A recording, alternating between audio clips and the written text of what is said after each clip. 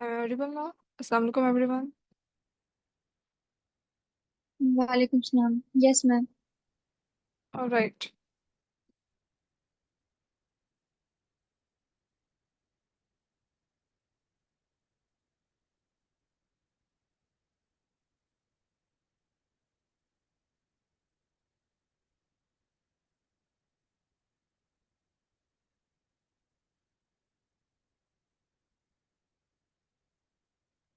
Okay, so before starting, आप में से किसी ने कल पढ़ा था क्लासिफिकेशन और क्लस्टरिंग का डिफरेंस? Yes ma'am. तो क्या डिफरेंस होता है? क्लस्टरिंग में हमारे पास जो है क्लासिफिकेशन में तो हमारे पास जो होता है डाटा, हमारे पास पहले से ग्रुप्स के जो है लेबल बने होते हैं, तो हम उसमें डिवाइड कर देते हैं डाटा को। मगर क्लस्टरिंग में हमारे पास ऐसा नहीं होता। उसमें हमें खुद से ग्रुप्स बनाने पड़ते हैं और फिर जो है डाटा को उसमें डालना पड़ता है। Okay. और इसके अलावा कोई और ऐड करेगा इसमें पॉइंट? मैम क्वेश्चन है कि क्लासिफिकेशन और क्लस्टरिंग में difference is it? Yes. Classifications हम सुपरवाइज लर्निंग जिसमें हमारे पास लेबल डाटा होता है जिसकी बेस पर हम क्लासिफिकेशन करते हैं। बाइनरी बाइनरी लेबल्स भी हो सकते हैं और मल्टी क्लास भी हो सकते हैं। लेकिन क्लस्टरिंग में हमारे पास अनसुपरवाइज लर्निंग होती है जिसमें कोई हमारे पास डेटा लेबल नहीं होता और डेटा लेबल नहीं होता, लेकिन हम उसमें पहले से विजुलाइज करते हैं डाटा को कि कितने क्लस्टर्स पॉसिबल हो सकते हैं या कितने डिफरेंट डाटा पॉइंट्स हो सकते हैं। तो फिर हम एल्गोरिदम्स की बेस पर हम उसको एल्गोरिदम खुद उसमें आइडेंटिफाई करता है पैटर्न्स और उनको डिफरेंट क्लस्टर्स में डिवाइड कर देता है। Yes, thank you. That's a comprehensive explanation over से. Okay, so बाकी दूसरे पार्टिसिपेंट्स को आइडिया है क्लस्टरिंग का? चला दे क्लस्टरिंग एंड क्लासिफिकेशन का difference. We will have a quick overview of it. Okay, yes miss, so यही यही मैंने पढ़ा था जो बहुत पार्टिसिपेंट्स ने शेयर कर दिए थे miss. yes, today we are going to discuss about unsupervised machine learning, right? और unsupervised में भी हमने पढ़ा हुआ है कि हमने ये चीज़ें मैम सारी मेरा कर. एक छोटा सा क्वेश्चन है प्लीज। यस. यस. मेरी फर्स्ट क्लास है तो मेरा क्वेश्चन है कि डाटा एनालिसिस में हम मशीन लर्निंग क्यों पढ़ रहे हैं, क्योंकि मैं कॉन्फिडेंट नहीं हूँ। वैसे तो होता है इसमें, लेकिन आप ये क्यों कवर कर रहे हैं और अभी तक इस कोर्स में क्या हो चुका है और अब आगे क्या हो रहा है, और डाटा एनालिसिस और मशीन लर्निंग किस तरह लिंक्ड है? Okay, so नहीं, definitely it's kind of an advance version of जब अब डाटा साइंस के बाद इसी पे मूव कर रहे होते हैं, ठीक है? तो बेसिकली ये फेज 2 है डाटा एनालिसिस के कोर्स का. तो फेज 1 के अंदर हम लोगों ने जो बेसिक ईडीए था, जो डाटा प्री प्रोसेसिंग थी, कि जो इनकी जनरल लाइब्रेरीज होती हैं जैसे नंपा है, पांडास है, मैटप्लॉट बस बॉर्न है, इन सारे को पढ़ा लिया हुआ था, ठीक है? फेज 1 के अंदर प्री प्रोसेसिंग कैसे करते हैं पांडास में, मिसिंग वैल्यू नंबर्स जो, और इसके अलावा इम्प्यूटेशन, डाटा इम्प्यूटेशन वगैरह कैसे हो रही है, ईडीए का फिर हमने कुछ प्रोजेक्ट्स किए थे. इसके अलावा हमने कुछ स्टार्स का इंट्रो लिया था, लाइक कि सेंट्रल एनालिसिस और डिस्पर्शन, मेयर ऑफ डिस्पर्शन और प्रोबेबिलिटी एंड डिस्ट्रीब्यूशंस कौन सी है, फिर multiple distributions, like central event theorem, इस तरह की चीजें हम सारी पढ़ के ईडीए करके तो आए हुए हैं, ठीक है? और इसके अलावा हमने hypothesis testing, P values, sampling क्या होती है पाइथन के अंदर, बूटस्ट्रैपिंग, इन चीज़ों को कवर किया था. टी टेस्ट है, जी स्कोर है, ठीक? ये चीज़ें थी कुछ जो हमने फेज 1 में पढ़ी थी. सो ऑलमोस्ट कह रहे हैं कि काइंड ऑफ डाटा एनालिसिस काफ़ी हद तक हम लोगों ने फेज 1 में देख लिया था. बस कुछ हमारे टॉपिक्स रहते थे जिसमें हमने थोड़ा सा एडवांस वर्जन देखना था, कि जैसे डिप्लॉयमेंट हम करके देखें कि अगर हमने डाटा एनालिसिस की ईडीए की ऐप की डिप्लॉयमेंट करें, और उसकी इस तरह से लेटर ऑन, मतलब कुछ चीज़ें रह गई थी. But when we started the phase 2, of course, to incorporate the new participants as well, we started like first of all हमने इंपोर्टिंग की, ठीक है। और इसके अलावा जो इस दफ़ा के जो फेज़ 2 पे हमने अभी तक जितना पढ़ा है वो आपको स्लैक के पिन मैसेज में मिल जाएगा, वो पूरी टाइमलाइन। इनफैक्ट सर हाशिर ने एक लिंक ट्री का वेबसाइट भी बना के लिंक दिया हुआ है, तो उसमें सारे रिसोर्सेज हैं। और उसमें एक शीट भी है जिसमें सारे हमारे टॉपिक्स लिखे हुए हैं जो हमने डेली कवर किए हैं, with the link of Facebook recording. So you can refer to that as well. अभी तक हम लोगों ने importing किया feature engineering and okay, so machine learning पे हम इसलिए move किए because almost data analysis we have covered, right? तो we just thought कि क्योंकि एक proper अगर हमने full fledged project पे काम करना हो, ठीक है, कोई कैगल का या किसी में भी, तो of course उसमें machine learning का रोल है। It's not just about data visualization कि हमने just वो data pre-processing की EDA कर दिया, data visualization कर दिया and that's it. Of course उसमें machine learning भी involve होगी, so in order to have a full-fledged project at our end, we started learning about machine learning as well, right? Thank you ma'am. उसमें एक और question कि like data analysis with respect to power BI Tableau वगैरह से भी हो सकता है, एक्सेल, सो Yes. इसमें फिर क्या डिफरेंस होगा पाइथन और उनमें? Okay, so इसके कोर्स का नेम ही यही है, पाइथन से करना है, ठीक है, डाटा एनालिसिस विद पाइथन। तो डेफिनेटली इसमें हम सिर्फ पाइथन के ही अराउंड रहेंगे, लेकिन हाँ इसमें हमने आगे हम थोड़ा सा एसक्यूएल को कवर करेंगे, ठीक। तो एसक्यूएल लैंग्वेज को हमने थोड़ा सा पहले देखा था, क्यूरीज कैसे हम पाइथन के अंदर ही सीक्वल लैंग्वेजेस कर सकते हैं। Yes, thank you Sir Adil for sharing the playlist as well on the YouTube. तो खैर ये हम एसक्यूएल लैंग्वेज ही हम देखेंगे, पावर बीआई और यस ये सारी भी यूज होती हैं डाटा एनालिसिस में। और if we talk about data analysis it's not just about Python, we all know it.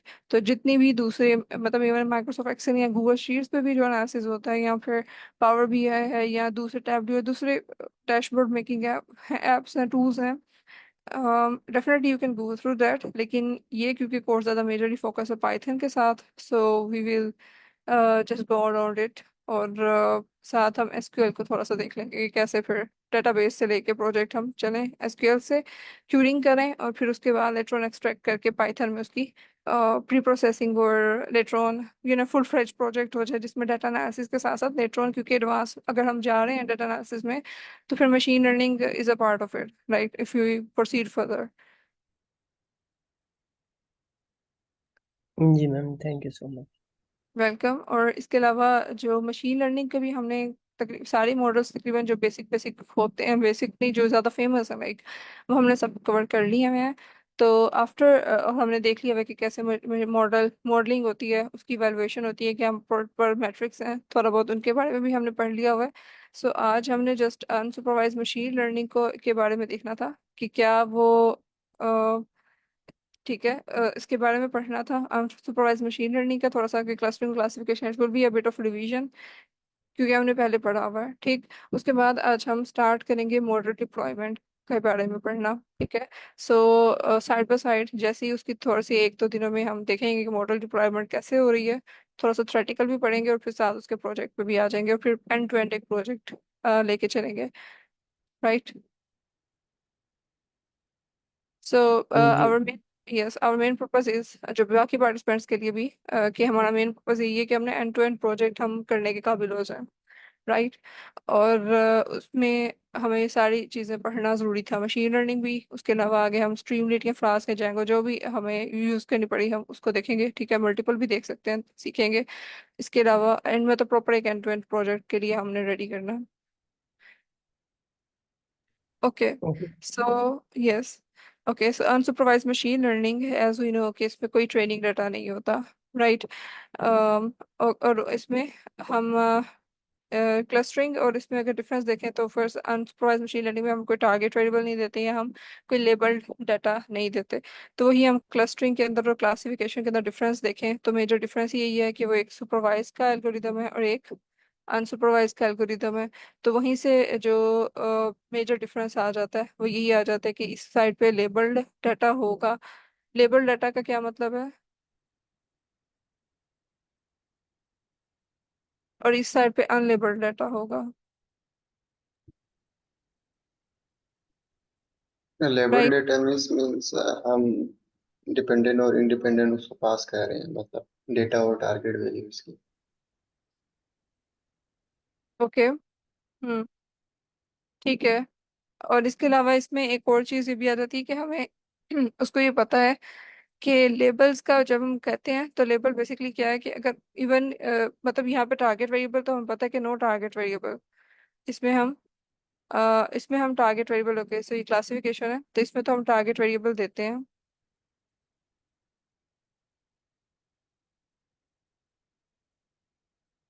Right. जो टारगेट वेरिएबल है इसके अंदर होगा और इसके अंदर जो क्लस्टरिंग है उसमें नहीं होगा, ठीक है। इसमें भी अनलेबल्ड डाटा है, इसमें इसमें नहीं है, ठीक है। और ये अनसुपरवाइज किया, ये चीज़ें तो हमें क्लियर है। लेबल डाटा का मतलब यही है कि अगर मैं बात कर रही हूँ लाइक सोक्स की, एक हमने एग्जांपल बिल्कुल स्टार्टिंग में पढ़ी थी अगर आपको याद हो, कि फर्ज करें मेरे पास एक बॉक्स के अंदर मुख्तलिफ कलर की सोक्स पड़ी हुई हैं, ठीक है। It it can B black और रेड और इट कैन बी ग्रीन, ठीक है। इस तरह की मल्टीपल सॉक्स फॉर एग्जाम्पल पड़ी हुई हैं। तो अब उसने इस सॉक्स में से ये बी लग रहे हैं ज्यादा सॉक्स की निस्बत, लेकिन चलें, pardon my drawing. So any how, तो इसमें से अब उसको अगर मैंने पहले से ही टोकरियां दी हुई हैं कि रेड वाली इसमें रखनी है, ब्लैक वाली इसमें रखनी है और ग्रीन वाली इसमें रखनी है, तो उसको पता है कि इसमें अब मैंने पहले से ही यानी लेबल्स दिए हुए हैं, उसे पता है कि यही तीन लेबल्स हैं, रेड ब्लैक ग्रीन। और इन्हीं में ही फिर वो जो ग्रुपिंग करनी है ना, लाइक उसने ब्लैक वाली इसमें डाल दी, ग्रीन वाली इसमें डाल दी और रेड वाली इसमें डाल दी, ठीक। तो यानी हमने इसमें ये हम कहें कि ये लेबलिंग पहले हुई, यानी हमने ऑलरेडी बास्केट से एक बनाई हुई है जिसमें उसे पता है कि यहाँ यहाँ पे डाटा जाना है, राइट। यानी अब इसमें मैं इसकी एग्जांपल क्या देती हूँ कि टारगेट वेरिएबल है हमारा हार्ड फ्रॉड डिटेक्शन या स्कैम की होगा कि नहीं होगा, या ईमेल का है कि वो स्पैम है या नहीं है, ठीक है। ये हमारा टारगेट वेरिएबल है। लेकिन टारगेट वेरिएबल के अंदर सुपरवाइज मशीन लर्निंग के लिए मैं कहती हूँ कि इसमें लेबल डाटा है, क्योंकि इसमें पता है कि दो कैटेगरीज हैं इस कॉलम के अंदर, स्पैम, नॉट स्पैम, ठीक है। और उसने जब इसको मैं कहूंगी क्योंकि इसमें मैंने दो लेबल्स दिए हुए हैं टारगेट वेरिएबल के अंदर, स्पैम नॉट स्पैम। तो उसको पता है कि या तो मैंने स्पैम करना है या नॉट स्पैम करना है। लेकिन अनसुपरवाइज के केस में जब टारगेट वेरिएबल भी नहीं होता और अनलेबल्ड डाटा होता है, मीन्स को सब ये नहीं पता कि कितने ग्रुप्स बन सकते हैं। हो सकता है वो पकड़ के जेंडर की बेस पे ज्यादा ग्रुप्स बना दे, हो सकता है वो किसी एक रेस की बेस पे फ्रॉड के ग्रुप्स बना दे कि एशियन का अलहदा कर दे, अफ्रीकन के अलहदा कर दे, स्कैम के ग्रुप्स उसने बना दिए हो, ठीक है। जिस तरह से उसको डाटा के पैटर्न समझ आएंगे ना क्लस्टरिंग में, वो उस बेस पे कम या ज्यादा किसी एक चीज को पकड़ के, हो सकता है रेस की बेस पे, हो सकता है कलर की बेस पे, हो सकता है किसी क्वालिफिकेशन की बेस पे, जो उसे पैटर्न नजर आ रहा होते हैं क्लस्टर्स उसके हिसाब से बना देगा। लेकिन यहाँ पे हमें डिफाइंड होता है कि इतने ही मतलब कि जैसे बास्केट्स हैं उतनी ही हमने बास्केट्स पहले बताई हुई है, उसमें बस डाटा ऐड कर रहे हैं क्लासिफिकेशन के केस में। लेकिन इस केस में हमें ये नहीं पता होता कि कितने फर्दर क्लस्टर्स बन सकते हैं, बिकॉज कोई लेबल डाटा है नहीं है, लेबल्स नहीं है हमारे पास। Yes sir Adil.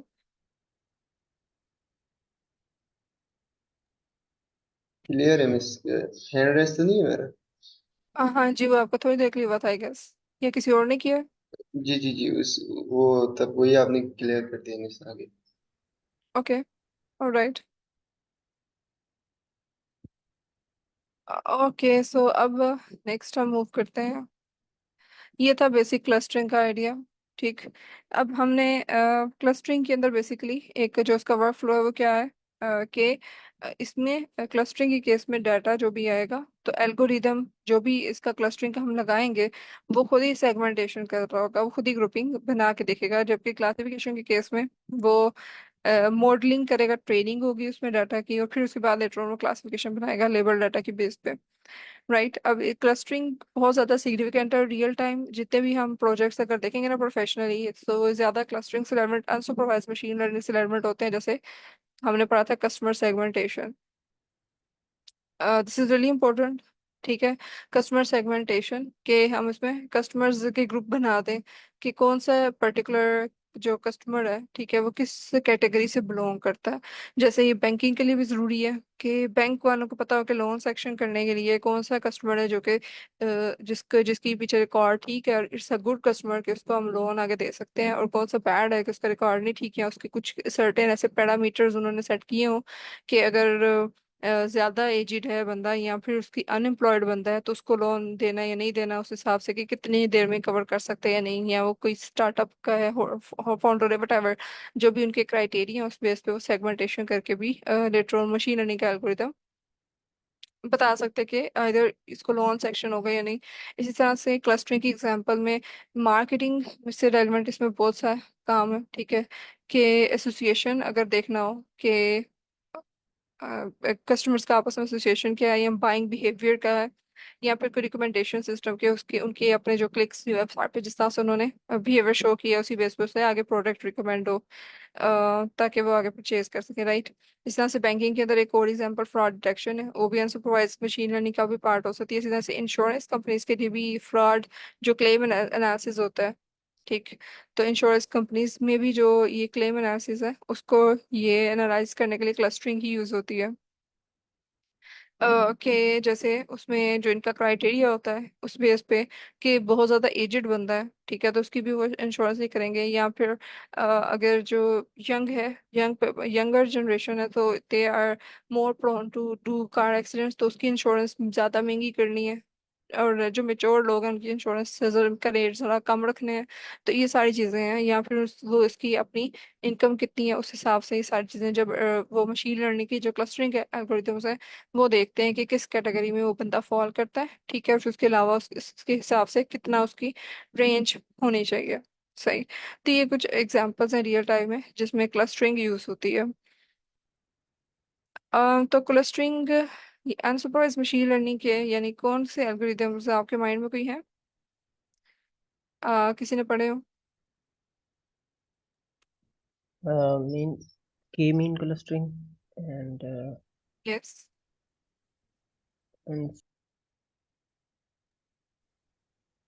Okay, so yes they are. Hierarchical clustering. Yes, अच्छा, तो like algorithm. Yes, okay. logistic regression और native k means fuzzy c means ये सारे लिखे हुए थे मैंने यहाँ पे। लॉजिस्टिक रिग्रेशन सुपरवाइज आएगा कि सब अनसुपरवाइज आएगा? Yes miss. Hmm. Okay, so yes, logistic regression तो सुपरवाइज मशीन लर्निंग की है ना एल्गोरिदम। सो हम अनसुपरवाइज की बात कर रहे हैं यहाँ पे। आज हमारा टॉपिक है अनसुपरवाइज से रेलिवेंट है। तो यहाँ पे जो एल्गोरिथम्स हैं, के मीन है, के मीडियन है, या फजी सीमन, इस तरह के बहुत से नेम्स होंगे, आप वो देख सकते हैं, ठीक है। तो अभी के लिए हमने काफी ज्यादा डिटेल में सुपरवाइज मशीन लर्निंग के एल्गोरिथम्स को तो देखा है, इनके हम फिर लेटर ऑन देखेंगे, we will keep on jumping later on. अभी फिलहाल आगे हम मूव करते हैं कि मजीद आगे क्या है इसके पाइपलाइन में भी तो इनकी थ्योरी को लेटर ऑन हम पढ़ सकते हैं by time when we will actually first of all we will go for the project in further classes in future classes in coming days, और फिर उसके बाद हम इलेक्ट्रॉनिक की थ्योरी पे आ सकते हैं if you guys want। तो अभी फिलहाल सिर्फ नेम ही है, ठीक। और इसके अलावा अच्छा इसमें जो टाइप्स हैं, जैसे सर ने एक सर जुबैर ने एक बताया है कि hierarchical algorithm. So basically yes, ये क्लस्टरिंग के एल्गोरिदम्स की तीन टाइप्स होती हैं, राइट। एक इसमें से है हमारे पास एक है partition based algorithms, right. Partition based, माशाल्लाह, राइटिंग इस तरह की आ रही है वैसे भी, अक्सर इसी तरह ही आ रही होती है, so please bear with me. Okay, इसके अलावा एक होती है हायरार्किकल। मिस आपकी स्क्रीन स्टक है शायद, आपकी राइटिंग नहीं आ रही अभी वाली। ओके आ रही है ma'am. Okay okay, yes probably your internet issue हो सकता है, बस थोड़ा नेट स्लो हो जाता है, इसी तरह से जब लाइव वगैरह आप लिख रहे हो तो दैट हैपेंस एनीहाउ। तो ये कुछ तीन पार्टीशन बेस्ड हो सकती है, हायरार्किकल हो सकती है, डेंसिटी बेस्ड, ये तीन तरह के एल्गोरिदम्स अनसुपरवाइज में यूज होते हैं। तो जो यूजली जो पार्टीशन बेस्ड हैं ये इसलिए यूज होते हैं क्योंकि ये ज्यादातर ज्यादा एफिशिएंट है, और ये ज्यादा जल्दी क्विकली फास्टर रन करते हैं as compare to other ones, ये यानी थोड़ा सा कहने की कॉस्ट इफेक्टिव है। Screen is stuck. ओके। आपने ये पार्टिसिपेशन वाली लिखी थी miss? yes, partition based, I've partition. just written के efficient, yes. वो नहीं नजर आ रही फिटनेस, ये पुरानी वाली आ रही सिर्फ अनसुपरवाइज सुपरवाइज वाली। Okay, okay, let me just switch my internet then. One person is following. Screen तो ऑन है जुबेर सर, लेकिन वो स्टक हुई हुई है ना पिछली टेबल पे। Okay. मेरे साइड इंटरनेट इशू नहीं है, लेकिन फिर भी स्टक है। Hmm. There must be a problem. Okay, so मैं अप्रिशिएट कर दूँ। हाँ,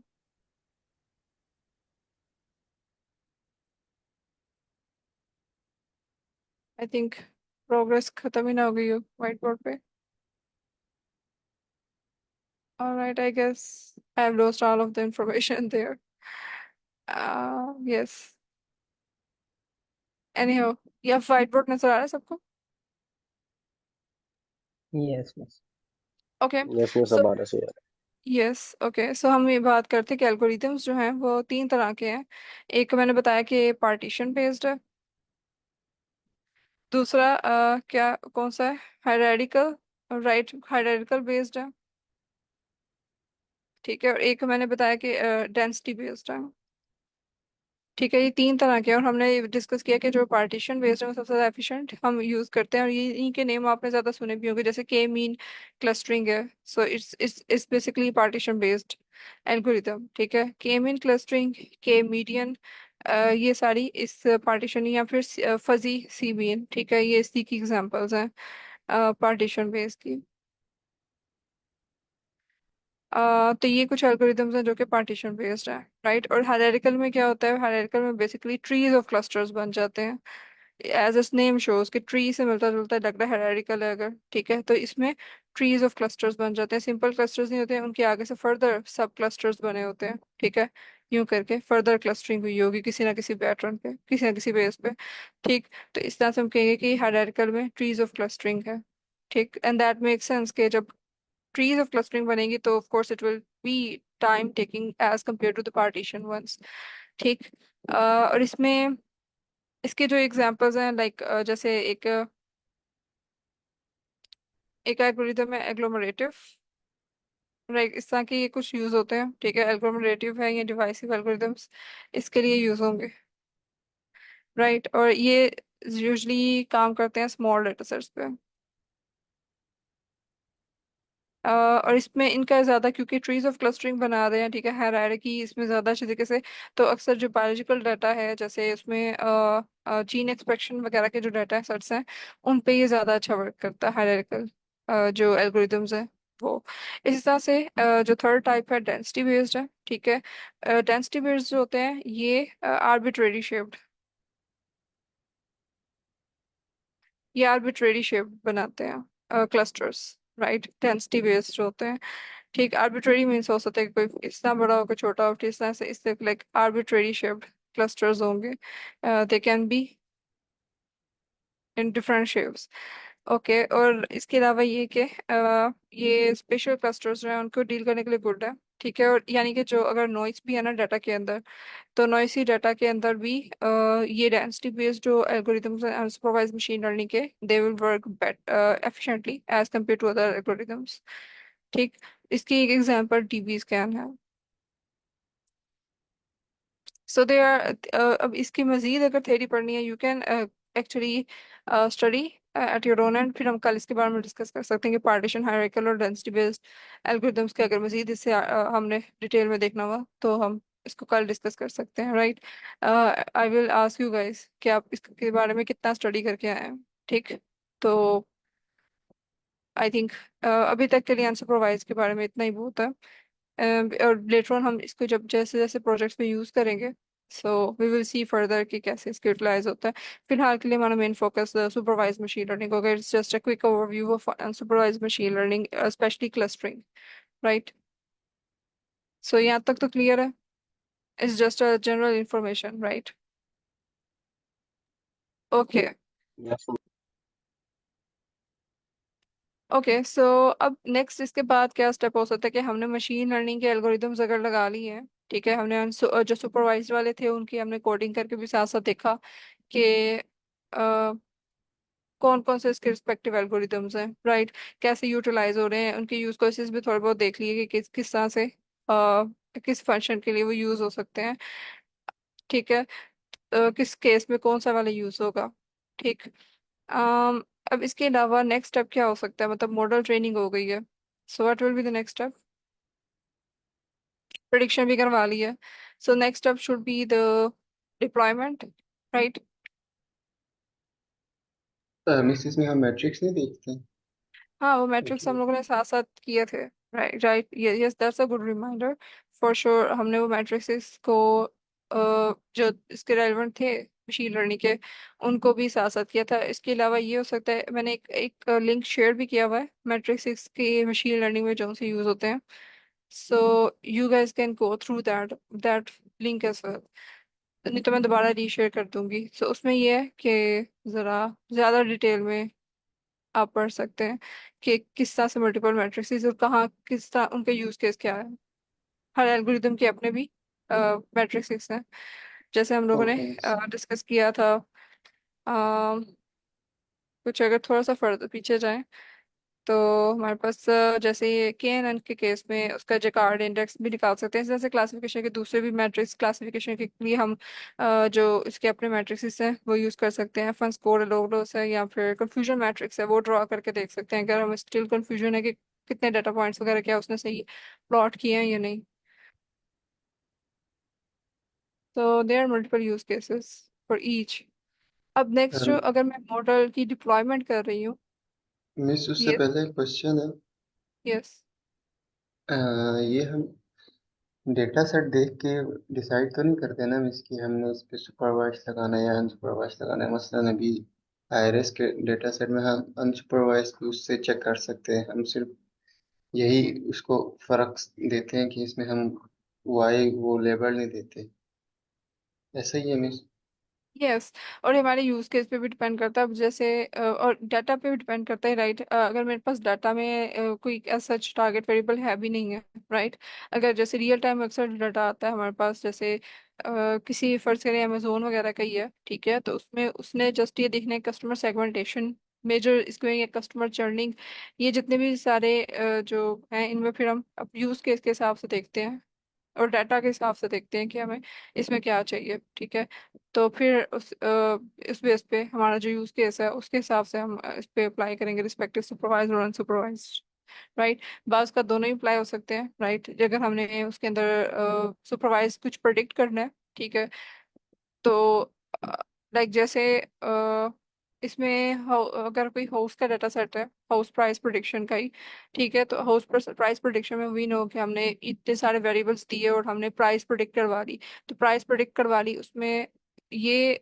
इन इन इन वन सेंस कि अगर मेरे पास ट्रेनिंग डाटा मौजूद है और मैं उसके स्प्लिट करके लाइक मुझे उसके टारगेट वेरिएबल की वैल्यूज भी पता है प्राइस प्रिडिक्शन के, तो मैं उससे ट्रेनिंग में दे के एक दफा उसके पैटर्न रन करवा लिया और लेटर ऑन उससे प्रिडिक्ट करवा रही है। लेकिन अगर फर्ज करें मुझे वो प्राइस का कॉलम मेरे डाटा में मौजूद नहीं है, ठीक है, और मुझे प्राइस के हिसाब से देखना है कि क्या वो बन सकती है नहीं, मगर ये कि मैं उसमें स्पेसिफाई करने के बजाय although we can specify some features कि इसकी इस बेस पे ज्यादा वो क्लस्टरिंग करे या वेट दे सकते हैं पर्टिकुलर अनसुपरवाइज के अंदर ताकि इस बेस पे हो। ये हमने थोड़ा सा पढ़ा था कि कैसे हम थोड़ा सा कंट्रोल भी कर सकते हैं इसकी क्लस्टरिंग, लेकिन वो क्या करेगा, वो फिर पैटर्न रन करेगा कि जब उसके पास टारगेट वेरिएबल हमने कोई ऐसा नहीं दिया हुआ और हमने जस्ट ये देखना है कि क्या पर्टिकुलर पैटर्न बन रहा है, तो हो सकता है वो इसमें देखे कि ज्यादा जो मतलब कि हो सकता है हम प्राइस का भी बीच में ही दे दें उसको, ठीक है, और मुझे जस्ट क्लस्टरिंग ही देखनी है। अब उसमें प्राइस का बेशक कॉलम है भी है, लेकिन मुझे ये देखना है कि क्या कैटेगरीज बन सकती हैं पर्टिकुलर कौन सी, मतलब कि क्लस्टरिंग, फिर मैं उस पर क्लस्टरिंग वाला ही अनसुपरवाइज भी सेम उस पर अप्लाई करूंगी और उसमें स्पेसिफाई नहीं करूंगी कि वाई वेरिएबल में कौन सा कॉलम आ रहा है, तो उसके लिए पूरा डाटा सेट होगा और सिर्फ पैटर्न ही लर्न करके मुझे क्लस्टर्स बना के दे देगा। और वो किसी भी बेस पे बना सकता है, वी नो कि हो सकता है वो देखे कि पैटर्न ज्यादा स्ट्रॉन्ग रेस का है, तो हो सकता है वो क्लस्टरिंग बना दे रेस की किसी बेस पे, या वो देखे कि पैटर्न ज्यादा स्ट्रॉन्ग है कि प्राइस का, तो वो देख ले कि ज्यादा कॉस्टली वाले हाउसेस कहाँ पे हैं कौन से हैं और चीप वाले कौन से हैं, ठीक है, तो ये किसी भी बेस पे वो फिर लेटर ऑन क्लस्टरिंग कर सकता है। Okay, right? Yes, thank you. I hope yes it's clear, yes. Okay, so बाकी हम इसके use cases continuously we will keep on switching, so इंशाल्लाह लेटर ऑन भी क्लियर होगा। सो नेक्स्ट अपेरेंटली जो हमारे पास लाइफ साइकिल आता है मशीन लर्निंग का, हमने वर्क फ्लो जो देखा था उसमें जो मशीन लर्निंग का नेक्स्ट स्टेप आता है वो है डिप्लॉयमेंट, राइट? लेकिन डिप्लॉयमेंट करने से पहले भी एक चीज़ जो बड़ी इंपॉर्टेंट है वो ये है कि हमने ट्रेनिंग और एवेलुएशन तो करवा ली, अब वो मॉडल अवेलेबल है यूज़ के लिए। हम डिप्लॉयमेंट से भी पहले ये देखना चाहेंगे कि मॉडल सही प्रिडिक्ट कर रहा है, जिस फॉर्मेट में हमें आउटपुट चाहिए वही है, या फिर जो डाटा मॉडल को दिया जा रहा है वो सही फॉर्मेट में, मतलब कोई चेकिंग वगैरह हम साथ साथ उसको देखें, ताकि बाद में डिप्लॉयमेंट के बाद कोई मसला ना हो। तो हम मॉडल टेस्टिंग करते हैं, ठीक है? मॉडल ट्रेन एवेलुएट करने के बाद हम पहले मॉडल की टेस्टिंग करेंगे डिप्लॉयमेंट से पहले। सो इसके मल्टीपल पर्पसेस हो सकते हैं कि हम ये भी देखना चाह रहे होंगे कि हो सकता है मॉडल कहीं बीच में क्रैश तो नहीं कर रहा, कि जब हम उसे ऐप में किसी भी चीज़ में डिप्लॉय करवा रहे हैं तो वो टाइम ले जाता, और जो कस्टमर या कोई और हमारा आगे क्लाइंट है वो यूज़ करे तो उसमें बहुत ज़्यादा टाइम ले रहा, स्लो है, ठीक है? तो हमने वो चीज़ें इसमें हम पहले से टेस्टिंग फेज में ही कवर करेंगे बिफोर डिप्लॉयमेंट, ठीक? इसके अलावा कि वो आउटपुट रीजनेबल दे रहा है, जो भी हमारा इन्फ्रेंस टाइम है उसके अंदर, या आउटपुट जो है रीजनेबल टाइम में या इन्फ्रेंस टाइम में, ठीक है? एट इन्फ्रेंस टाइम जो भी हमारा यानी आउटपुट रीजनेबल है, और वो जो आउटपुट है वो क्या, वो रीजनेबल टाइम में आ रही है। ये दो चीज़ें हैं बेसिकली। तो और भी मल्टीपल पर्पसेस हो सकते हैं टेस्टिंग के। सो ये हमने डिप्लॉयमेंट से पहले मॉडल टेस्टिंग करनी है। सो मॉडल टेस्टिंग से हम स्टार्ट लेंगे आज अपने इस टॉपिक का, कि testing how how you can test a model. So इसके लिए जो पाइथन के अंदर एक लाइब्रेरी है यूनिट टेस्ट के नाम से, हम उसी को सिंपली इंपोर्ट करने वाले हैं। और जो यूनिट टेस्ट लाइब्रेरी है बेसिकली ये मल्टीपल पर्पस के लिए यूज हो सकती है। ये एनोमलस या अनएक्सपेक्टेड अगर कोई इवेंट हुआ है मॉडल टेस्टिंग के दौरान, ये उसको भी फ्लैग कर देगी, या फिर ये भी चेक करेगी कि मॉडल जिस तरह से हम एक्सपेक्ट कर रहे हैं क्या उसी के मुताबिक परफॉर्म कर रहा है या नहीं। सो ये यूनिट टेस्ट का हम लाइब्रेरी को इंपोर्ट करेंगे, ठीक? टेस्ट राइटिंग के लिए लाइब्रेरी है। अब ये अच्छा, इसमें दो टर्मिनोलॉजीज आपको ये बार बार आगे भी देखने को मिलेगी, एक टेस्ट केस और एक टेस्ट केस मेथड, ठीक है? टेस्ट केस का मतलब ये है कि हम कौन सी टाइप का टेस्ट उसमें कर रहे हैं, ठीक? मल्टीपल टाइप के टेस्ट हो सकते हैं, जस्ट लाइक एक इसमें से एक एग्जांपल जो हम आगे देखेंगे इन्फ्रेंस टेस्ट की है, ठीक? अब इसमें यानी एक टेस्ट केस है, यानी वो जो कि बताता है कि हम कौन सा टाइप ऑफ टेस्ट यूज कर रहे हैं। और टेस्ट केस मेथड क्या बताता है कि हम उस सिंगल टेस्ट कौन सा है, कौन for one aspect of the test case, उस पर्टिकुलर टेस्ट केस के ऊपर कौन सा सिंगल टेस्ट, मतलब हम अब मजीद उसका कोई मेथड अप्लाई कर रहे हो, ठीक है? एक एक्सपेक्ट को पकड़ के। अब इन्फ्रेंस है, इन्फ्रेंस के अगर मैं टेस्ट केस दे रही हूँ, ठीक है, तो उसमें से मैं जो उसका मेथड दे रही हूँ कि वो उसकी जो आउटपुट की शेप है क्या वो ठीक है या नहीं, ठीक है? जो प्रिडिक्ट कर रहा है आउटपुट, तो क्या वो उसी उसी शेप में जो हम एक्सपेक्ट कर रहे हैं या नहीं।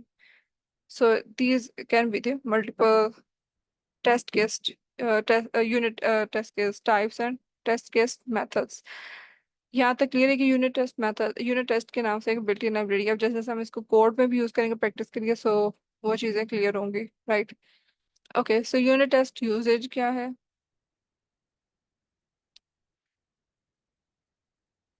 अगर इसके आप यहाँ पे देखें, इम्पोर्ट करा है कोड, ठीक है? इसके अगर आप थोड़ा सा एक सिंपल एक फर्स्ट ऑफ ऑल खुद एक वर्ड व्यू दें तो क्या हो रहा है इसमें, इस कोड के अंदर?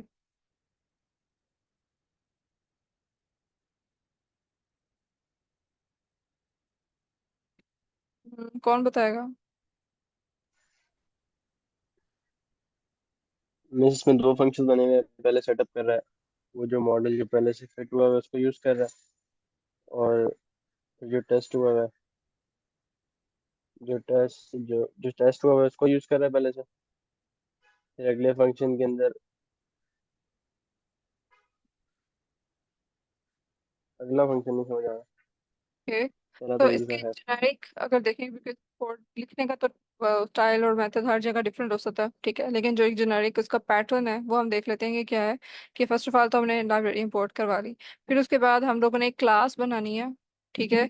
उसमें जो भी हमारी हमने हमने एक जो टेस्ट केस है, क्योंकि हमने देखा था दो हमारी टर्मिनोलॉजीज यूज होंगी, एक टेस्ट केस और एक टेस्ट केस मेथड। ठीक है, टेस्ट केस में बताना है कि टाइप कौन सी यूज की है हमने, राइट। जो हमारी क्लास है यानी टेस्ट केस ने बताना है कि हमने कौन सी टाइप यूज की है टेस्ट की। और जो टेस्ट केस मेथड है, ठीक है, उसने क्या बताना है, उसे बताना है कि हमने कौन सा पर्टिकुलर इंस्टेंस या एस्पेक्ट उस टाइप ऑफ टेस्ट में से लिया है। ठीक है, यानी उसकी एक सब क्लास कह सकते हैं। ठीक है ना, टेस्ट केस जो मेथड है जिसमें हम एक पर्टिकुलर एस्पेक्ट को लेते हैं उस टेस्ट टाइप में से, जो भी हम यूज कर रहे हैं, टेस्ट केस जो यूज कर रहे हैं। सो बेसिकली क्या होगा कि ये क्लास है, उसके अंदर एक सब क्लास आएगी टेस्ट केस मेथड की। सो ओके, सो इसमें अभी फिलहाल उसने क्या किया, उसने एक न्यू टेस्ट बनाया है। ठीक है, इसमें उसने यूनिट डॉट, जो यहाँ पे डॉट टेस्ट केस लिखा है ये इसका, इसने बेसिकली एक सब क्लास बनाई है। यहाँ पे क्लास ये थी, ठीक है, टेस्ट मॉडल इन्फ्रेंस के नाम से, यानी इसने इन्फ्रेंस जो है ये इन्फ्रेंस का एक टेस्ट लगाया है इस पे। ठीक है, यूनिट टेस्ट ने क्या डिफाइन किया टेस्ट केस यहाँ पे कि यानी एक पर्टिकुलर टाइप ऑफ टेस्ट जो हम यहाँ पे दे रहे हैं क्लास में वो क्या है, यूनिट टेस्ट। जो टेस्ट केस है हमारा वो यहाँ पे इन्फ्रेंस टाइप है। ठीक है, और फिर उसके बाद जो इस टेस्ट केस के अंदर ये मैंने डॉट करके यूनिट टेस्ट डॉट और आगे अपना जो मेथड है, ठीक है, टेस्ट केस मेथड, या ये वो डिफाइन कर रही हूँ। ठीक है, तो हमेशा जब ये स्टार्ट होगा नेम इसका हमेशा टेस्ट से स्टार्ट होगा नेम। ठीक है, जब भी टेस्ट मेथड की मैं बात करूंगी। ठीक, तो ये आपको देखें तो ये डॉट और टेस्ट केस, ठीक है, इस तरह से लिखा unit test dot test case, यानी एक मैंने क्लास के अंदर सब क्लास बनाई है टेस्ट केस मेथड की। क्लास कौन सी थी, टेस्ट क्लास, टेस्ट केस की थी, और उसके अंदर सब क्लास है ये टेस्ट केस मेथड की। यानी मैंने बताया कि टाइप कौन सी है, इन्फ्रेंस की टाइप, टेस्ट टाइप की टेस्ट की जो टाइप है वो इन्फ्रेंस है, और उसके अंदर मेथड मैं यूज कर रही हूँ वो क्या है कि मैं उसमें मॉडल लेके आ रही हूँ। ठीक है, जो मैंने पहले से, अब यहाँ पे जो मॉडल यूज हो सकता है ये इट कैन बी लाइक कि मैं उसमें वेरिएबल को स्टोर करवाए हुए, या इवन मैं पिकल फाइल भी इसकी दे सकती हूँ मॉडल की, जहाँ पे मैंने ट्रेन करवा के एक फिक्स रखा हुआ है फिटेड मॉडल। ठीक है, और उसके अंदर जो उसकी प्रिडिक्टेड वैल्यू है वो मैंने एक्स टेस्ट से निकलवाई हुई है कि क्या है उसकी प्रिडिक्शन उसने की होगी। अब इसमें वो क्या डिफाइन कर रहा है कि उसने जो भी प्रिडिक्ट किया है यानी आउटपुट शेप से, कि वो क्या वैल्यू जो है वो इक्वल है सही है या नहीं, उसके लिए वो कौन सा फंक्शन यूज कर रहा है यहाँ पे एजर्ट इक्वल का, राइट, प्रिडिक्ट करवाया, और क्या वो उसकी जो शेप है जो वाई प्रिडिक्ट की है, तो वो जो एक्स टेस्ट हमारे पास ऑलरेडी ट्रेनिंग जो लाइक जो हम लोगों ने आउटपुट दी थी, मतलब एक्स के जो वेरिएबल्स दिए थे और जो उसने वाई प्रिडिक्ट किया है, उन दोनों की शेप वो देख रहा है एजर्ट इक्वल से। सो एजर्ट इक्वल का फंक्शन वैसे यहाँ पे क्या काम कर रहा है कि वही देखता है, एजर्ट इक्वल का फंक्शन देखता है कि जो दो आर्गुमेंट्स दिए हैं क्या वो सेम है या नहीं। ठीक है, तो यहाँ पे मैंने दो आर्गुमेंट्स दिए हैं कि Y predict dot shape zero, और शेप जीरो जीरो जो अगर मैंने इंडेक्स लिखा है इसका क्या मतलब है। मिस इसमें हम रोज देख रहे हैं दोनों की, yes, number of rose. Yes, तो मैं इसमें रो देख रही हूँ तो शेप में इसकी भी देखूंगी कि वाई प्रोडक्ट में जो शेप यानी रोज हैं वो, और जो एक्स टेक्स्ट की जो रोज थी। ठीक है, यानी एक्स टेक्स्ट तो उसने क्वेश्चंस है ना जो दिए होंगे ट्रेनिंग के बाद, उसे क्वेश्चंस दिए होंगे और उससे आंसर्स पूछे होंगे जो उसने वाई प्रोडक्ट की फॉर्म में दिए हैं। ठीक है, तो वो जो आंसर्स उसने दिए हैं हमारे अनसीन सवालों से, जो जवाब दिए हैं, तो इन दोनों की वो देख रहे हैं कि नंबर ऑफ रोज यानी शेप जो है वो सेम है या नहीं है। तो उसके लिए एजर्ट इक्वल का फंक्शन उसने यूज किया कि एजर्ट इक्वल क्या कर रहा है, इन दोनों आर्गुमेंट्स को जो उसने पास किया ना इन दोनों की सिर्फ ये चेक करेगा कि दोनों आर्गुमेंट्स क्या सेम है या नहीं, जस्ट ये काम है इसका। तो उसने मॉडल में जो उसकी प्रोडिक्शन आई थी उसके ऊपर उसने ये बता दिया है। ठीक, अब यहाँ पे चेक करके वो देख लेगा, अगर तो फर्ज करें कि हो सकता है अगर मॉडल ने सही काम नहीं किया होगा तो हो सकता है उसकी जो आउटपुट है वो इतनी अच्छी ना आए। ठीक है, मतलब उसमें हो सकता है कम कम ज्यादा हो जाए, तो वो से पता चल जाएगा कि मॉडल टेस्टिंग में मसला है, तो फिर हम उसे ऐसे मॉडल को डिप्लॉय नहीं करेंगे, यहीं पे रोक लेंगे। ठीक, इसके अलावा एक और फंक्शन यूज होता है एजर्ट इन का। I think it's on the next slide. Okay, so यहाँ पे एक इजर्ट इनका फंक्शन भी यूज हो रहा है जिसमें हम, जैसे हमने इजर्ट जो ऊपर इक्वल पड़ा था, इसी तरह से यहाँ पे इजल्ट इन है। तो इजल्ट इन क्या कर रहा है, ये चेक करता है कि वैल्यू जो है वो एक्सपेक्टेड रेंज में है या नहीं है। ठीक है। अब मैं ह्यूमन कोलेस्ट्रॉल ही देख रही हूँ, ठीक है, तो वी नो कि वो वैल्यू एक पर्टिकुलर रेंज से ज्यादा नहीं जा सकती। अगर वो प्रिडिक्ट मैं करा रही हूँ कि कोलेस्ट्रॉल कितना हो सकता है, ठीक है, तो अब वो प्रिडिक्शन देते हुए अगर वो फर्ज करें 5,000 ही ले जाए वैल्यू, तो ये रियल टाइम में पॉसिबल ही नहीं है कि ऐसा ऐसा हो तो बंदा तो उससे पहले ही मर जाए। ठीक है, तो ऑफ कोर्स ये पॉसिबल नहीं है। तो अगर वो ऐसे प्रिडिक्शन देगा, तो मैं इसमें अगर मैं इसको कोई मैं ये बताऊं कि आउटपुट की रेंज है वो इतने से इतने तक ही हो सकती है और उसमें ही है, तो देन इसका मतलब ये कि मॉडल सही प्रिडिक्ट कर रहा है, टेस्टिंग फेज पास कर देगा, अदरवाइज वहीं पे हम उसको स्टॉप कर देंगे, डिप्लॉयमेंट की तरफ जाएंगे ही नहीं। तो ये एजर्टिन क्या कर रहा है, एजर्टिन से हम सिर्फ ये चेक करते हैं कि वैल्यू जो है हमारी एक्सपेक्टेड रेंज में है या नहीं, और रिजल्ट इक्वल सिर्फ दो, जितने भी जो मैंने दो आर्गुमेंट्स दिए होंगे उसमें देखेगा कि क्या ये सेम है या नहीं है। ठीक। सो ये दो यूज केसेस थे। मतलब हमने यूनिट टेस्ट के अंदर देख लिया कि ये दो फंक्शंस भी यूज होते हैं कैसे। ओके, सो फर्दर इसकी टेस्टिंग इन पाइथन के नाम से ऑफ कोर्स तो हम इस इतनी डिटेल में तो नहीं जाएंगे। लेकिन अगर आपका इंटरेस्ट हुआ so we can actually explore it further कि मजीद टेस्टिंग कैसे होती है पाइथन के अंदर, उसकी फर्दर टाइप्स और वो चीज़ें। लेकिन अभी फिलहाल के लिए टेस्टिंग की अगर मॉडल मशीन लर्निंग के ऊपर रहते हुए बात करें कि मशीन लर्निंग मॉडलिंग में हम जब टेस्टिंग कर रहे हैं तो क्या डूज एंड डोंट्स हो सकते हैं। बहुत ज्यादा टेस्टिंग भी नहीं करनी, ठीक है, हर हर फेज पे। अब टू मैनी टेस्टिंग में ये भी मतलब हो सकता है, और ये इसका मतलब ये भी है कि और इसके अलावा ये कि मैं जब बहुत ज्यादा टेस्टिंग करी, मैं ईच स्टेप लगा रही हूँ, तो जो स्टेप्स रिलायबल हैं, जिनका मैं पता है कि एक्यूरेट रिजल्ट्स ही आए हैं, हम उस पर भी पकड़ के अगर मॉडल टेस्टिंग कर रहे हैं, so we are wasting our resources and time, right, including time resources उसमें आ जाते हैं। ठीक है, तो और इसके अलावा रिडंडेंट टेस्ट, रिडंडेंट का मतलब ये है कि एक टेस्ट पहले परफॉर्म कर लिया, बार बार उसी को परफॉर्म करी जाओ। ठीक है, उसी एक चीज पे बार बार चेक लगाई जाऊं मैं कि आउटपुट इक्वल है शेप उसकी या नहीं है, या फिर सेम वही एक्सपेक्टेड आउटपुट इसी रेंज में, बार बार हर फेज पे ही मैं उसकी यही चीज चेक कर रही हूँ सेम। मल्टीपल वेरिएशन के साथ मैं मल्टीपल टेस्टिंग कर सकती हूँ मल्टीपल स्टेज, मतलब डिफरेंट स्टेजेस पे। लेकिन रिडंडेंट टेस्ट और यहाँ बहुत ज्यादा ही फ्रीक्वेंसी बढ़ा दूंगी, so it's not a good practice. इसके अलावा रिलायबल कंपोनेंट्स के ऊपर टेस्टिंग से क्या मुराद है कि फर्ज करें मैंने लीनियर रिग्रेशन का कोई मॉडल लगाया, और वो जो मॉडल है उसी के अंदर लाइक मैं उससे जो रिग्रेशन कोफिशिएंट है वो प्रिडिक्ट करवा रही हूँ। ठीक है, अब मैंने जो रिग्रेशन कोफिशिएंट प्रिडिक्ट करवाया उससे लीनियर रिग्रेशन के मॉडल से, और मैं उसको टेस्ट करने बैठ जाऊँ कि उसने रिग्रेशन कोफिशिएंट सही मुझे बताया या गलत बताया। अब वो जो लीनियर रिग्रेशन की लाइब्रेरी मैंने बाय डिफॉल्ट इंपोर्ट की है, ऑफ कोर्स उसकी कैलकुलेशन में तो कोई गड़बड़ नहीं हो सकती डेफिनेटली। तो अगर मैं उस मॉडल की जो लीनियर रिग्रेशन का मैंने लगाया है उसकी चेक करूंगी कैलकुलेशन बिल्ट इन मॉडल्स की ऑलरेडी जो वेल टेस्टेड है, तो it will be a waste of time, right. तो जो रिलायबल कंपोनेंट्स हैं उनकी टेस्टिंग का फायदा नहीं है। टेस्टिंग हम उन एस्पेक्ट्स पे करें, उन टेस्ट केस मेथड्स पे या टेस्ट केसेस पे करें जहाँ पे जो वो मतलब हमारे चूज हों टेस्ट केसेस और टेस्ट केस मेथड्स जो कि अनरिले जो कि हम खुद कर रहे हैं, जिसमें हमारी अपनी कोडिंग इन्वॉल्व है, तो that would be way more helpful, right. और डू क्या है कि ऑफ कोर्स मैं टेस्ट यूज करूं, विदाउट टेस्टिंग में कभी भी मॉडल की डिप्लॉयमेंट पे ना जाऊं। और इसके अलावा जो भी मेरी एक्सपेक्टेशंस हैं उनको चेक करने के लिए टेस्टिंग परफॉर्म करूँ, या न्यू फंक्शनैलिटी जब अगर मैंने कोई मॉडल के अंदर कोई नया फर्स्ट करें पहले एक मॉडल बना लिया हुआ था डिप्लॉय, लेकिन बाद में हमें कुछ चेंजेस करनी पड़ी। ठीक है, फर्स्ट करें कि एक्यूरेसी का ही थ्रेशोल्ड जो है वो नेक्स्ट टाइम उन्होंने काफी ज्यादा बढ़ा देते हैं, ठीक है, या कम कर देते हैं रियल टाइम सिनेरियोस के हिसाब से। तब मॉडल में अगर जो भी चेंजेस आई हैं, ठीक है, तो उसके लिए दोबारा से एक टेस्ट, जो भी हमने न्यू फंक्शनैलिटी ऐड की है, कोई कस्टमाइजेशन की है, दोबारा से एक टेस्ट अप्लाई होगा, फिर उसके बाद दोबारा मॉडल डिप्लॉयमेंट होगी। सो एक सो इस टेस्ट बेनिफिट्स क्या है, बेनिफिट्स ऑफ टीडीडी। ठीक है, टीडीडी क्या है,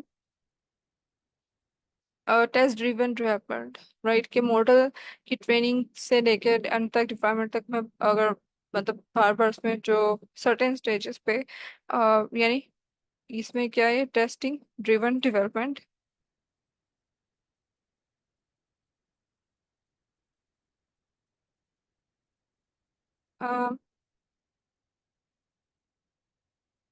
तो इसमें बेसिकली इसका फायदा ये है कि एक तो मुझे डेवलपमेंट की जितने भी मैंने स्टेजेस गुजारी होंगी मॉडल को इंट्रोड्यूस करवाया उससे पहले भी, तो उस सारे में मैं कॉन्फिडेंट होंगी।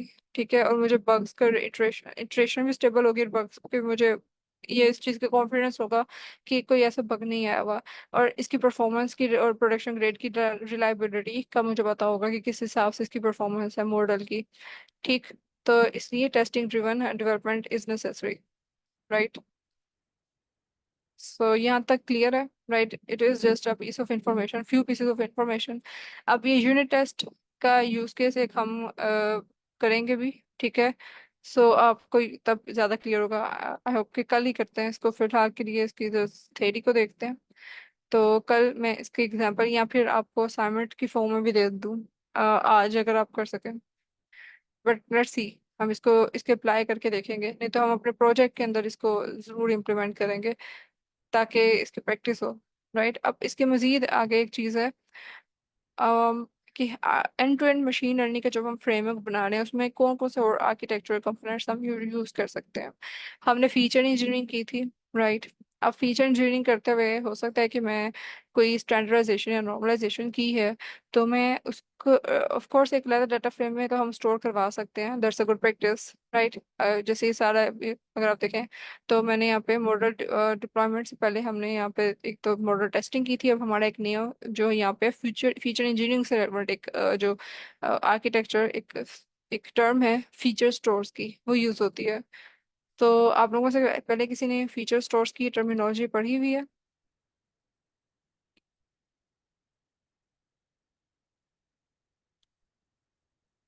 एनीवन?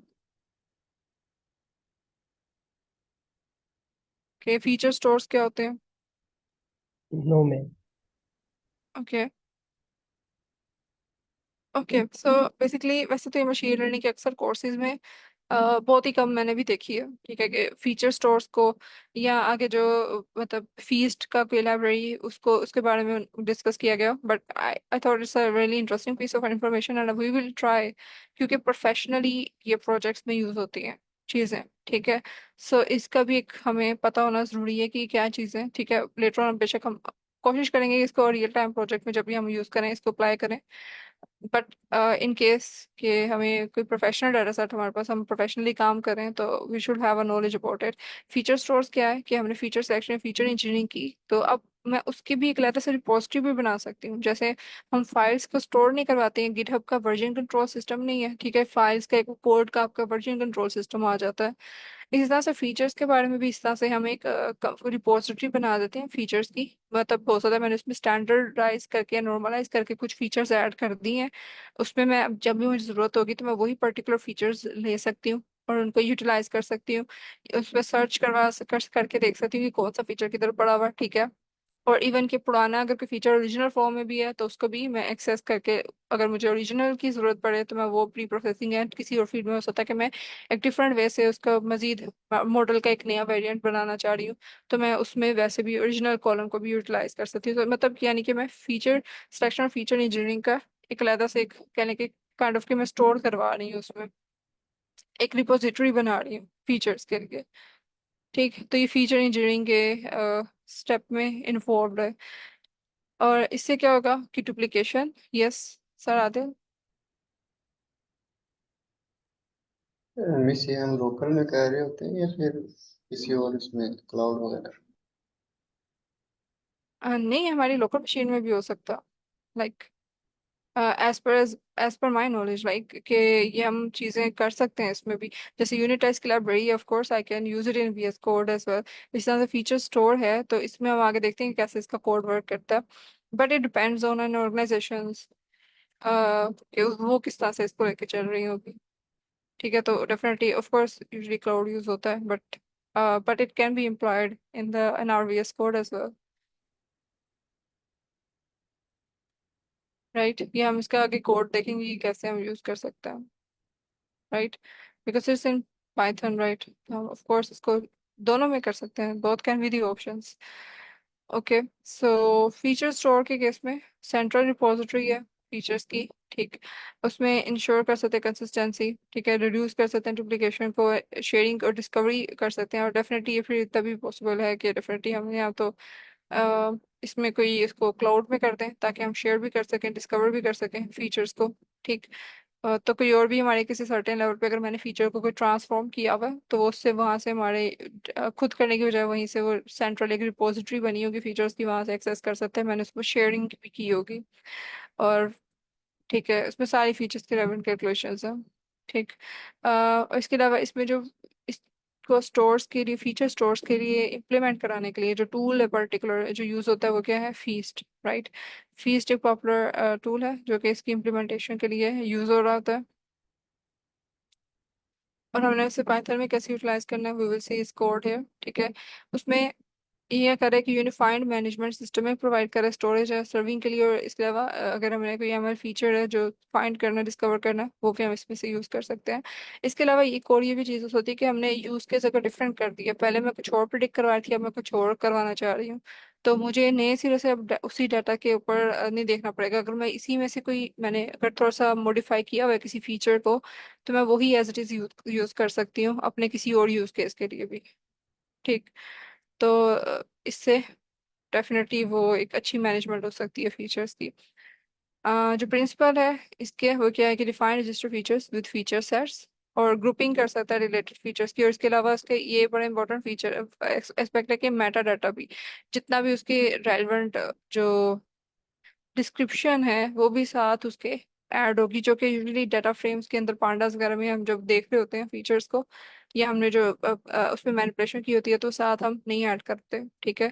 हमें नहीं पता होता कि हमने जो भी डाटा फ्रेम अगर मैं ले रही हूँ, ठीक है, उसके फीचर्स में अगर मैंने कोई काम ऐसा डिफरेंट किया हुआ है, उसकी मॉडिफिकेशन की हुई है, तो जो फीचर इंजीनियरिंग वगैरह, तो उसमें क्या काम रिस्पेक्टिवली हुआ होगा, तो वो मेटा डाटा में मैं इसमें शेयर स्टोर करवा सकती हूँ फीस्ट यूज करते हुए। ठीक। जैसे हार्ट डिजीज के फीचर्स हैं, पेशेंट एंटिटी या एसोसिएटेड फीचर्स। अब इसके अगर मैं हार्ट डिजीज के फीचर्स से रेलेवेंट, अब मैं कोई और चीज़ प्रिडिक्ट करवाती, पहले मैं कोलेस्ट्रॉल प्रिडिक्ट करवाती, अब मुझे हार्ट डिजीज का अगर कोई प्रिडिक्शन करवानी है उसी डाटा सेट्स में रह के, तो अब मैं डिफरेंट उसके जो फीचर्स हैं उसी में से लेके यूटिलाइज कर सकती हूँ। जैसे कॉलम है कोलेस्ट्रॉल है, एज है या सेक्स है, ठीक है, तो ये फीचर्स मैं जब लूंगी तो मैं एक डिफरेंट प्रिडिक्शन भी, डिफरेंट यूज केस भी अप्लाई कर सकती हूँ। ओके, सो ये इसका रिस्पेक्टिव कोड है। इसको फिलहाल के लिए भी हम रहने देते हैं। लाइक इसमें उसने बेसिकली क्या किया हुआ है कि कोई भी एंटिटी है, ठीक है, उसके बाद उसकी रोज के लिए ज्वाइन कीज कराया हुआ है कि पेशेंट आईडी, ठीक है, और उसका नेम दिया हुआ है anyhow, इसको हम कल देखते हैं, या इसको बिकॉज इसमें हम कोडिंग का पार्ट करेंगे ही कल, ठीक है, तो इसको कल देखते हैं कि किस तरह से। एक और टर्मिनोलॉजी जो इस मॉडल आर्किटेक्चर के अंदर यूज होती है वो है मॉडल रजिस्ट्री। तो यहाँ पे दो टर्मिनोलॉजीज हैं जो फीचर इंजीनियरिंग के अंदर हमने यूज की थी। एक तो फीचर इंजीनियरिंग में थी फीचर स्टोर। इसी तरह से हम मॉडल को भी किसी एक सर्टेन पॉइंट पे सेव करवा के उसकी भी वर्जन कंट्रोल सिस्टम ले सकते हैं। ठीक है, वो क्या है, मॉडल रजिस्ट्री।